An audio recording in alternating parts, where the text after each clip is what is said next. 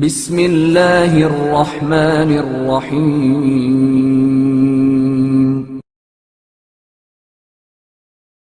انجان آدمی۔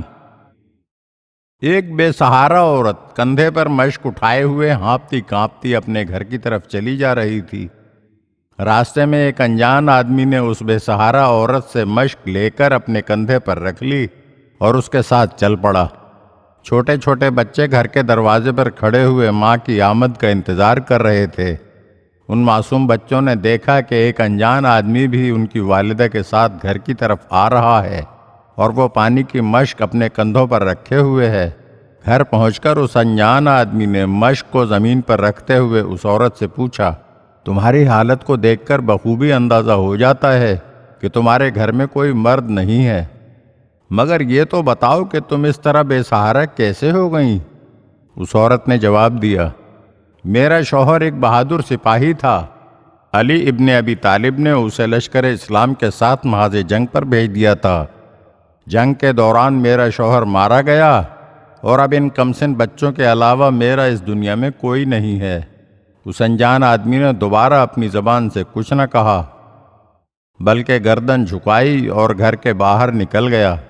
لیکن وہ انجان آدمی ہمہ وقت اس بے سہارا عورت اور معصوم بچوں کے بارے میں سوچتا رہتا۔ رات بھر اسے نیند نہ آئی، چنانچہ صبح سویرے اس نے ایک تھیلے میں گوشت، آٹا، خرما اور کھانے پینے کا دوسرا سامان رکھا اور اس بے سہارا عورت کے گھر کی طرف چل پڑا۔ دروازے پر پہنچ کر اس نے آواز دی۔ عورت نے دریافت کیا، تو کون ہے؟ دستک دینے والے نے کہا، میں وہی بندہ خدا ہوں جو کل پانی کی مشک لے کر تمہارے ساتھ آیا تھا۔ آج میں بچوں کے لیے کچھ کھانے پینے کا سامان لے کر آیا ہوں۔ وہ عورت کہنے لگی، اے بندہ خدا، پروردگار تیرا بھلا کرے، ہمارے اور علی ابن ابی طالب کے درمیان خداوند عالم ہی فیصلہ کرے گا۔ دروازہ کھلا اور انجان آدمی گھر کے اندر داخل ہوا۔ کھانے پینے کی چیزیں اس عورت کے سپرد کرتے ہوئے کہنے لگا، میرا دل چاہتا ہے کہ کچھ ثواب کا کام انجام دوں، لہٰذا اگر تم اجازت دو تو آٹا گوندھ کر روٹی پکا دوں، یا پھر میں ان بچوں کی دیکھ بھال کرتا رہوں اور تم روٹی تیار کر لو۔ وہ عورت کہنے لگی، بہت اچھا، میں آٹا گوندھ کر روٹی پکا لیتی ہوں، تم ان بچوں کی دیکھ بھال کرتے رہو۔ غرض کہ وہ عورت آٹا گوندھنے میں مشغول ہو گئی۔ اس انجان آدمی نے تھیلے سے گوشت نکال کر اس کے کباب بنائے اور اپنے ہاتھوں سے خرما اور کباب کھلاتے وقت وہ انجان آدمی ان بچوں سے یہی کہتا جا رہا تھا، میرے بچوں، علی ابن ابی طالب کو معاف کر دو، اگرچہ انہوں نے تمہارے معاملے میں کوتاہی کی ہے۔ اسی اثنا میں آٹا گوندھ کر تیار ہو گیا۔ اس عورت نے آواز لگائی، بندہ خدا، آٹا گوندھ گیا ہے، تنور روشن کر دے۔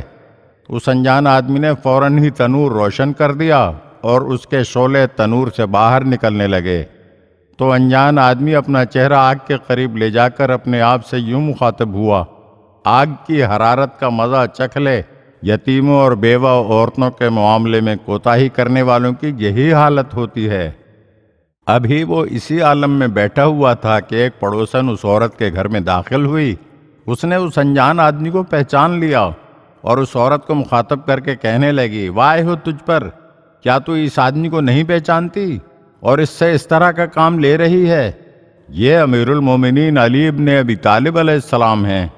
وہ بے سہارا عورت سامنے آئی اور کہنے لگی، میں اپنی حرکت پر بہت شرمندہ ہوں اور آپ سے معذرت چاہتی ہوں۔ تو حضرت امام علی ابن ابی طالب علیہ السلام نے فرمایا، نہیں، میں تجھ سے معذرت خواہ ہوں، کیونکہ میں نے تیرے معاملے میں کوتاہی سے کام لیا۔ اگر آپ ہمارے چینل کی نئی ویڈیوز دیکھنا چاہتے ہیں تو ہمارے چینل کو سبسکرائب کریں اور گھنٹی کے بٹن کو دبائیے تاکہ ہر آنے والی ویڈیو آپ کو جلد موصول ہو سکے۔ اور ہاں، لائک اور شیئر ضرور کیجیے اور اپنے قیمتی کمنٹ سے ہمیں آگاہ کیجیے۔ شکریہ۔